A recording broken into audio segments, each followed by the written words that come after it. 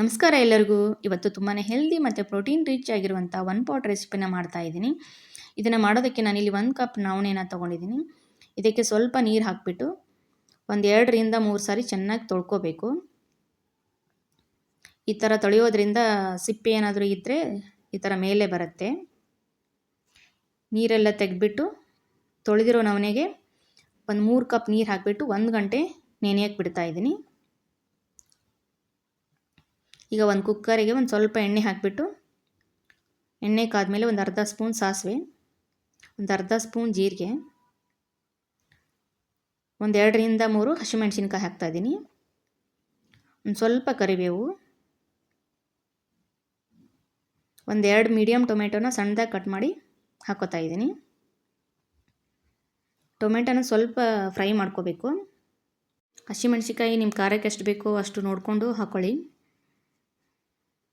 ಇವಾಗ ಒಂದು ಸ್ವಲ್ಪ ರುಚಿಗೆ ತಕ್ಕಷ್ಟು ಉಪ್ಪು ಹಾಕೋತಾ ಇದ್ದೀನಿ. ಉಪ್ಪು ಇವಾಗಲೇ ಹಾಕೋದ್ರಿಂದ ಟೊಮೆಟೊ ಸ್ವಲ್ಪ ಬೇಗ ಸಾಫ್ಟ್ ಆಗಿಬಿಡತ್ತೆ.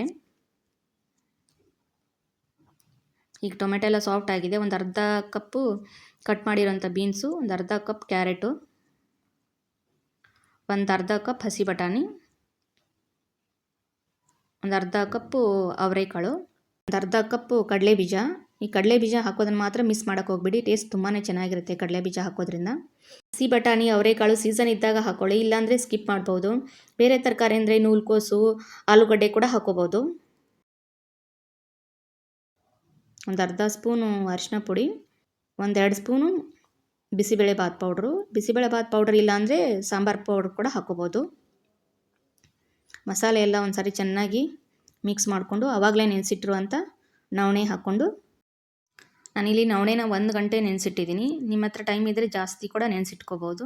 ಎಷ್ಟು ಜಾಸ್ತಿ ನೆನೆಸಿಡ್ತೀವೋ ಅಷ್ಟು ಚೆನ್ನಾಗಿ ಬರುತ್ತೆ. ಮತ್ತು ಒಂದು ಅರ್ಧ ಕಪ್ ತೊಗರಿಬೇಳೆನ ತೊಳೆದ್ಬಿಟ್ಟು ಅದಕ್ಕೆ 2 ಕಪ್ ನೀರು ಹಾಕ್ಕೊಂಡು ಹಾಕೋತಾ ಇದ್ದೀನಿ. ಸ್ವಲ್ಪ ಹುಣಸೆ ಹಣ್ಣನ್ನ ನೆನೆಸಿಟ್ಟಿದ್ದೆ, ಅದನ್ನು ಕಿವುಚ್ಬಿಟ್ಟು ಹುಣಸೆ ಹಣ್ಣು ನೀರನ್ನ ಹಾಕೋತಾ ಇದ್ದೀನಿ.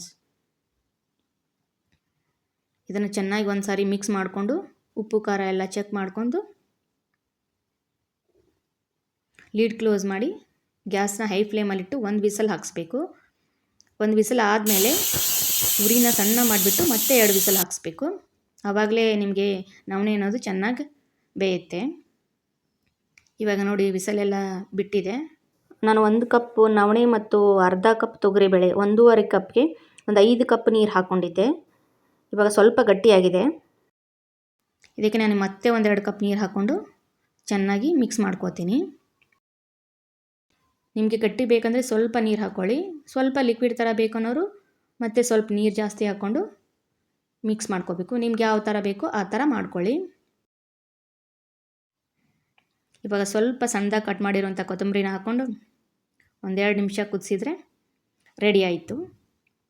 ಇದನ್ನು ನೀವು ಬೆಳಗ್ಗೆ ತಿಂಡಿಗೆ ಇಲ್ಲ ರಾತ್ರಿ ಊಟಕ್ಕೆ ಬಿಸಿ ಬಿಸಿಯಾಗಿ ತಿಂದರೆ ಸೂಪರಾಗಿರುತ್ತೆ. ನವಣೆ ಬದಲು ನೀವು ಊದಲು, ಆರ್ಕ ಯಾವುದಾದ್ರೂ ಕೂಡ ಹಾಕ್ಕೊಂಡು ಮಾಡ್ಕೋಬೋದು. ನವಣೆಯಲ್ಲಿ ಹೆಚ್ಚು ಪ್ರೋಟೀನ್ ಮತ್ತು ಫೈಬರ್ ಇರೋದ್ರಿಂದ ವೆಯ್ಟ್ ಲಾಸ್ ಮಾಡೋರಿಗೆ, ಶುಗರ್ ಇರೋರಿಗೆ ಇದೊಂದು ಬೆಸ್ಟ್ ರೆಸಿಪಿ ಅಂತ ಹೇಳ್ಬೋದು.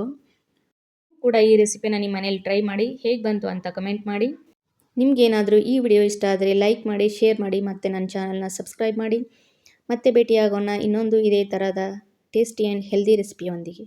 Thanks for watching.